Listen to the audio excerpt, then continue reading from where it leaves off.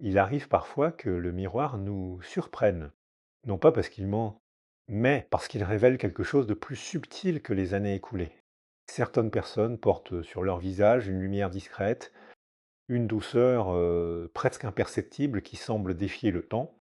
Elles avancent dans la vie sans que les marques habituelles ne s'impriment avec la même intensité, comme si leur histoire avait choisi un autre langage pour se raconter. Nita, avoir l'air plus jeune que son âge n'est pas seulement une question de génétique ou de hasard biologique, c'est souvent le signe d'un dialogue intérieur particulier, d'une manière d'habiter ses émotions, de traverser les épreuves sans s'y figer. Le corps, silencieux mais fidèle, enregistre tout. Il se souvient des blessures, bien sûr, mais aussi de la manière dont elles ont été accueillies, comprises, transformées. Et parfois, lorsque cette transformation s'opère avec souplesse, il en résulte une apparence qui échappe aux attentes communes. Ce phénomène intrigue car il renverse une croyance profondément ancrée, celle selon laquelle le temps s'inscrit de manière linéaire, pointa et inévitable sur nos traits. Pourtant, certaines personnes semblent négocier avec le temps plutôt que de le subir.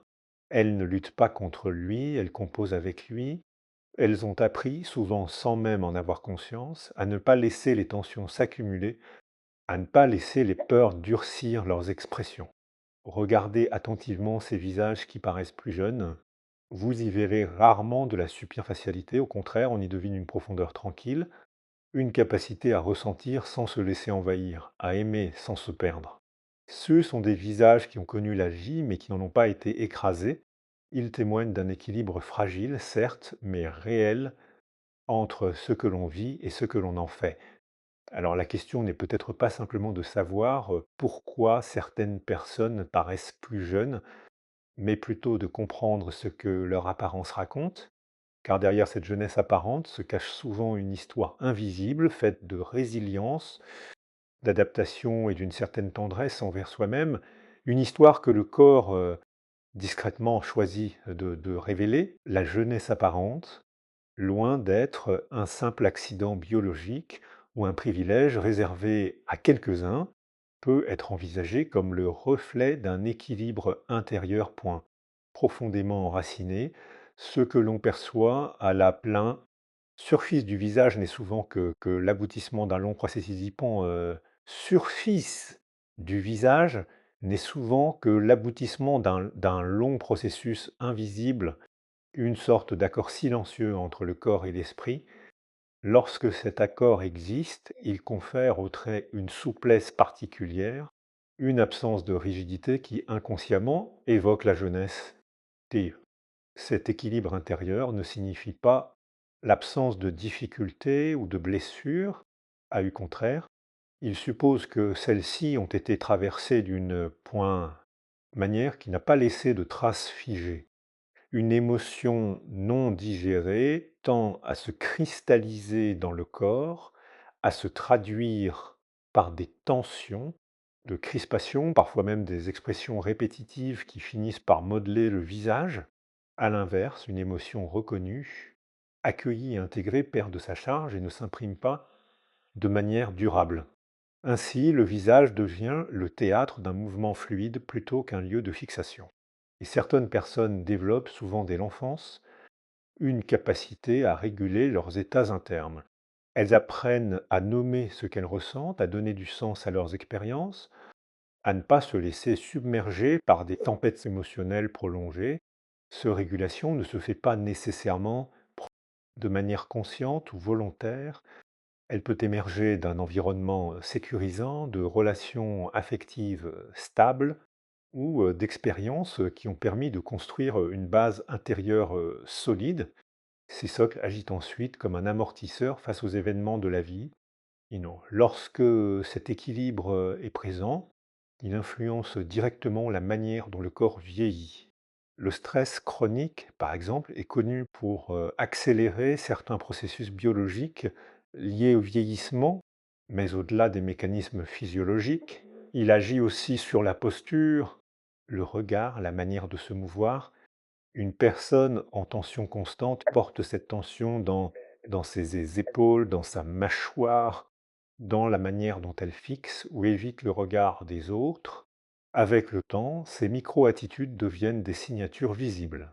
À l'inverse, une personne dont l'état intérieur est plus apaisé manifeste une forme de relâchement, une économie d'effort qui se traduit par une présence plus légère.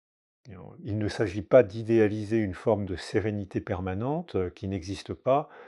L'équilibre intérieur est dynamique, toujours en ajustement. Il se construit dans la capacité à revenir à soi après une perturbation, à retrouver un point d'ancrage, même après avoir été peu déstabilisé. Ce mouvement de retour est essentiel. Il empêche les expériences négatives de s'accumuler et de s'inscrire durablement dans le corps. Ainsi, le visage conserve une certaine disponibilité, une ouverture qui évoque la jeunesse. La relation à soi joue également un rôle central dans cet équilibre. Une personne qui entretient un dialogue intérieur bienveillant, qui ne se juge pas de manière excessive, évite de générer des tensions inutiles. L'autocritique constante agit comme une pression invisible, une contrainte qui se reflète dans les traits. À l'inverse, une forme d'acceptation de soi permet un relâchement, une diminution des défenses. Ce relâchement n'est pas un abandon, mais une manière de ne pas se battre en permanence contre soi-même. Ah, il est intéressant de constater que cette jeunesse apparente ne correspond pas toujours aux critères esthétiques classiques. Elle ne dépend pas uniquement de la qualité de la peau ou de l'absence de rides. Elle se manifeste dans l'expression globale, dans la manière dont le visage s'anime, dans la vivacité du regard.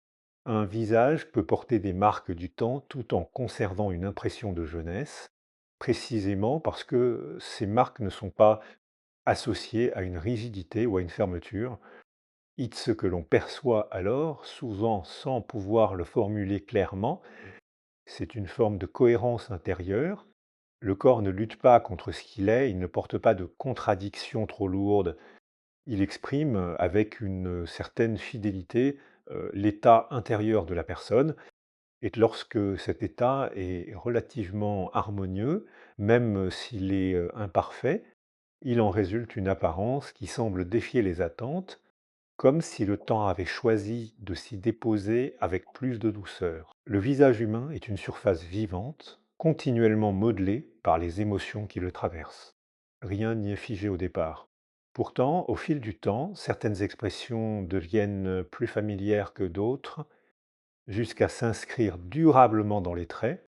Ce processus discret raconte une histoire, celle de notre rapport aux émotions, de notre capacité à les traverser ou au contraire à y rester enfermé. Ainsi, la jeunesse apparente ne relève pas uniquement d'un état physique, mais d'une manière particulière de vivre et de transformer ce que l'on ressent. Chaque émotion laisse une empreinte, même fugace. La peur tend à contracter, à refermer. La colère durcit les traits, intensifie le regard, imprime une tension dans la mâchoire. La tristesse, lorsqu'elle s'installe, alourdit les paupières, ralentit les mouvements, comme si le visage lui-même portait le poids du vécu. Mais ces empreintes ne deviennent durables que lorsqu'elles ne trouvent pas d'issue. Une émotion qui circule, qui est reconnue, exprimée ou comprise, ne s'accroche pas de la même manière. Elle traverse le corps sans s'y figer. C'est ici que la résilience entre en jeu, non pas comme une qualité exceptionnelle, mais comme une fonction essentielle de l'être humain. Être résilient ne signifie pas ignorer la souffrance ni la minimiser. Cela suppose au contraire une capacité à entrer en contact avec elle sans s'y dissoudre. Une personne résiliente peut être profondément affectée, mais elle parvient, avec le temps, à redonner du mouvement à ce qui semblait figé. Elle transforme une expérience douloureuse en une histoire intégrée, plutôt qu'en une tension persistante. Cette transformation a des effets visibles. Un visage marqué par des émotions non résolues porte souvent des signes de fermeture, de traits tirés, une certaine rigidité, une difficulté à varier les expressions. À l'inverse, un visage façonné par la résilience conserve une plasticité. Il peut exprimer la gravité sans s'y enfermer, La joie sans excès, la fatigue sans effondrement, souplesse est perçue souvent inconsciemment comme une forme de jeunesse, car elle évoque le mouvement, la capacité de changement. Et les micro-expressions jouent un rôle central dans ce phénomène. Ceux sont ces mouvements subtils, parfois imperceptibles, qui animent le visage et traduisent l'état émotionnel, point, à un instant donné. Chez une personne en tension chronique, ces micro-expressions tendent à se répéter de manière automatique, comme si le visage était pris dans un schéma unique. Chez une personne plus apaisée intérieurement, elles sont plus variées, plus fluides, reflétant une richesse émotionnelle qui n'est pas entravée. Que la manière dont on a appris à gérer ses émotions dès l'enfance influence profondément cette dynamique. Un environnement où les émotions sont accueillies, nommées, validées, permet de développer une relation saine à son monde intérieur. À l'inverse, un contexte où elles sont niées, réprimées ou jugées peut conduire à une accumulation de tensions non exprimées. Ces tensions, faute de trouver une voie d'élaboration, se déposent dans le corps, puis dans le visage comme une mémoire silencieuse, et cependant, cette empreinte n'est jamais totalement irréversible. La résilience peut se développer à tout moment de la vie. Elle passe par la capacité à revisiter son histoire, à lui donner un sens nouveau, à transformer une expérience subie en une expérience comprise. Ce travail intérieur, souvent discret, modifie progressivement la manière dont le corps porte cette histoire. Les traits se relâchent, le regard s'ouvre, les expressions gagnent en nuances. Il ne s'agit pas d'effacer les marques du passé, mais de les intégrer sans qu'elles deviennent dominantes. Un visage résilient n'est pas un visage sans histoire. C'est un visage où l'histoire circule encore, où elle n'a pas été figée en une seule émotion. Cette circulation donne une impression de légèreté, même lorsque les années sont visibles. Elle crée une distance entre l'événement vécu et la manière dont il est porté, une sorte d'espace intérieur qui permet de ne pas être entièrement défini par ce que l'on a traversé. Ainsi, ce que l'on perçoit comme une jeunesse apparente est sous le signe d'un travail émotionnel invisible, une capacité à ressentir sans s'enfermer, à être affecté sans se rigidifier, à transformer sans nier. Le visage devient alors le reflet d'un équilibre en mouvement, d'une histoire vivante qui continue de s'écrire sans se répéter indéfiniment, laissant apparaître cette qualité rare d'une présence ponzin, à la fois marquée et étonnamment légère. Le vieillissement ne se joue pas uniquement dans la solitude du corps, il s'inscrit aussi dans le tissu des relations et dans la qualité des environnements que nous traversons. Les liens affectifs, souvent invisibles dans leur action quotidienne, façonnent en profondeur notre manière d'exister, et par extension notre manière de vieillir. Ils agissent comme des régulateurs subtils capables d'apaiser ou au contraire d'intensifier les tensions internes. Ainsi, l'apparence extérieure, et notamment cette impression de jeunesse, peut être influencée par la nature de ces interactions et par le climat émotionnel dans lequel une personne évolue. Un lien affectif sécurisant offre une forme de stabilité intérieure. Lorsqu'une personne se sent reconnue, écoutée et acceptée dans sa complexité, elle n'a pas besoin de mobiliser constamment des mécanismes de défense. Cette absence de vigilance excessive permet au corps de se relâcher, de fonctionner dans un état moins contraint. À long terme, ce relâchement se traduit par une diminution des tensions chroniques qui marquent les traits. Le visage reste plus ouvert, moins figé dans des expressions de protection ou de méfiance. À l'inverse, des relations marquées par l'insécurité, le jugement ou l'instabilité émotionnelle peuvent générer un état de tension prolongée. Dans ces contextes, l'individu apprend à anticiper, à se protéger, parfois à se méfier. Cette posture intérieure s'accompagne de manifestations corporelles, les muscles se contractent plus fréquemment, le regard devient plus vigilant, les expressions se durcissent. Avec le temps, ces ajustements répétés finissent par s'inscrire dans la physionomie, donnant une impression de fatigue ou de vieillissement prématuré. Et l'environnement social, au sens large, joue également un rôle déterminant. Vivre dans un milieu soutenant où les interactions sont globalement bienveillantes permet de maintenir un certain équilibre émotionnel. Ce type d'environnement agit comme un filet de sécurité, réduisant l'impact des événements stressants. À l'inverse, un environnement hostile, imprévisible ou dévalorisant peut maintenir l'individu dans un état d'alerte constant. Ce stress prolongé influence non seulement les processus biologiques, mais aussi la manière dont le corps se tient, se meut et s'exprime. Les relations ne sont pas seulement des sources de tension ou de soulagement, elles sont aussi des espaces de construction identitaire à travers le regard des autres. Chacun développe une image de soi qui influence profondément son état intérieur. Être perçu de manière positive, être valorisé pour ce que l'on est, renforce un sentiment de sécurité et de cohérence. Ce sentiment se reflète dans l'attitude générale, dans la posture, dans la qualité de la présence. Une personne qui se sent légitime et acceptée n'a pas besoin de se contracter pour exister. Il, il existe également une dimension de synchronisation émotionnelle dans les relations humaines. Les individus ont tendance à s'ajuster les uns aux autres, à adopter inconsciemment des rythmes, des expressions, des tonalités émotionnelles similaires.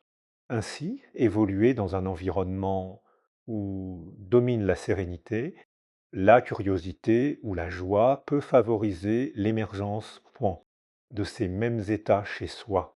À l'inverse, une exposition répétée à des émotions négatives peut entraîner une forme d'imprégnation, une internalisation progressive de ces états. Ce phénomène est particulièrement visible dans les relations proches et durables.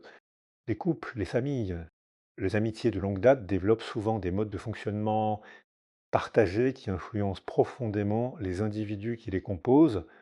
Une relation équilibrée où chacun peut être soi-même sans crainte excessive favorise une forme de détente intérieure. Geste détente, encore une fois, se manifeste dans le corps, dans la manière de respirer, de parler, de regarder. Il ne s'agit pas de dire que seules les relations positives permettent de préserver une apparence jeune. Les difficultés relationnelles font partie de la vie. Elles peuvent aussi être des occasions de transformation qui semblent déterminants. C'est la manière dont ces expériences sont intégrées.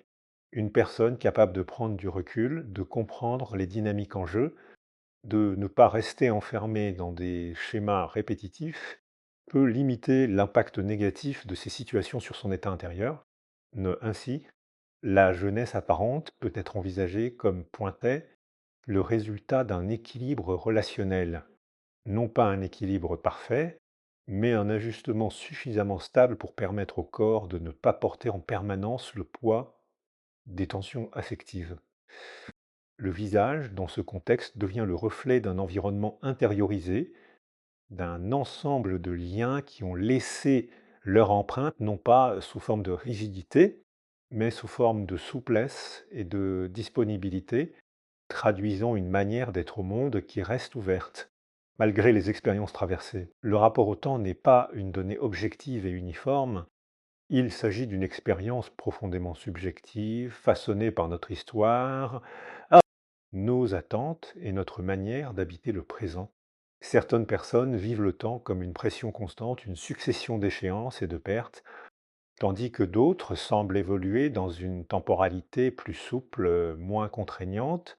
Ce différence de perception n'est pas sans conséquence sur l'état intérieur et par extension sur la manière dont le corps exprime le passage des années. Lorsqu'une personne entretient une relation anxieuse avec le temps, elle tend à se projeter en permanence vers l'avenir ou à se fixer sur pointe le passé. Le présent devient alors un espace transitoire, rarement habité pleinement. Ce tension vers ce qui n'est pas encore ou vers ce qui n'est plus crée un état de vigilance, parfois même d'inquiétude diffuse. Le corps, dans ce contexte, se met en alerte, il anticipe, il se prépare, il se contracte. Gêne contraction répétée, souvent imperceptible au début, finit par s'inscrire dans la posture et dans les traits. Et à l'inverse, certaines personnes développent une relation plus apaisée au temps. Elles ne cherchent pas à le maîtriser totalement, ni à le fuir. Elles acceptent sa progression tout en restant ancrées dans l'instant présent. Cette capacité à habiter le moment réduit la tension intérieure. Le corps n'a plus besoin de se préparer en permanence à ce qui pourrait arriver, et de se crisper face à ce qui a déjà eu lieu. Il fonctionne dans une forme de continuité où chaque instant est vécu pour lui-même plutôt que comme une étape vers autre chose. Cognet. Ce rapport au temps est intimement lié à la manière prenante dont une personne se perçoit elle-même. Une identité rigide, fortement attachée à certaines images de soi, peut rendre le passage du temps plus difficile à accepter. Chaque changement est alors vécu comme une menace, une perte de contrôle. Cette résistance génère une tension intérieure, point, qui se manifeste extérieurement. À l'inverse, une identité plus souple, capable d'évoluer, d'intégrer les transformations sans les vivre comme des ruptures, permet une adaptation plus fluide. Et la capacité à accepter l'impermanence joue ici un rôle central. Reconnaître que tout change, que les états, les émotions, situations ne sont pas figées permet de réduire l'attachement excessif à certaines formes. Jeune reconnaissance n'est pas une résignation, mais une forme de lucidité. Elle ouvre un espace où l'on peut accompagner le mouvement du temps plutôt que de s'y opposer. Le corps, dans cette dynamique, se libère d'une partie des tensions liées à la résistance. Heike. Le rapport à soi-même s'inscrit également dans cette temporalité.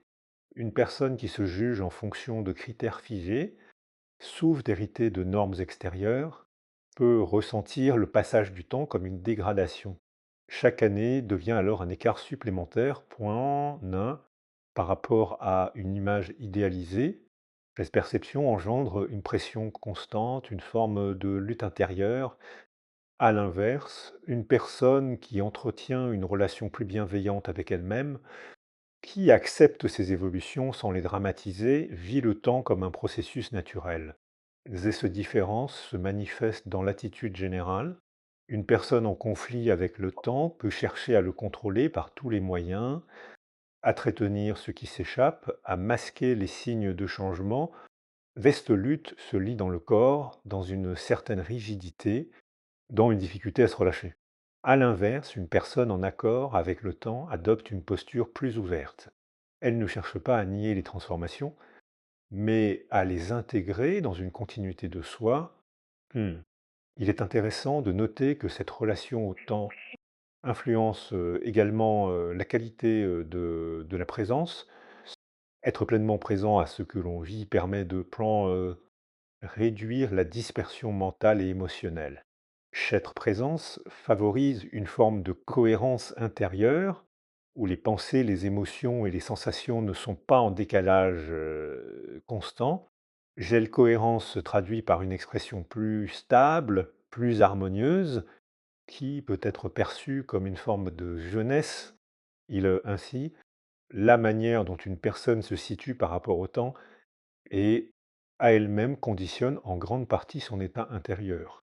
Si n'est pas le temps en lui-même qui marque le corps, mais la manière dont il est vécu, interprété, intégré. Une relation apaisée au temps permet au corps de rester dans un mouvement fluide, sans accumulation.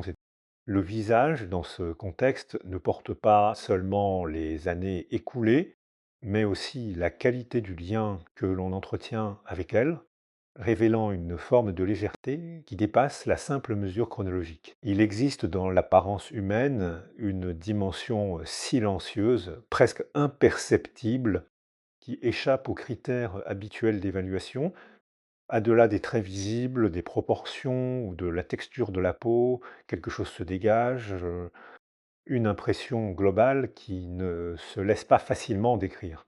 Cette impression constitue une forme de lecture invisible, une manière dont le corps raconte une histoire intime sans passer par les mots.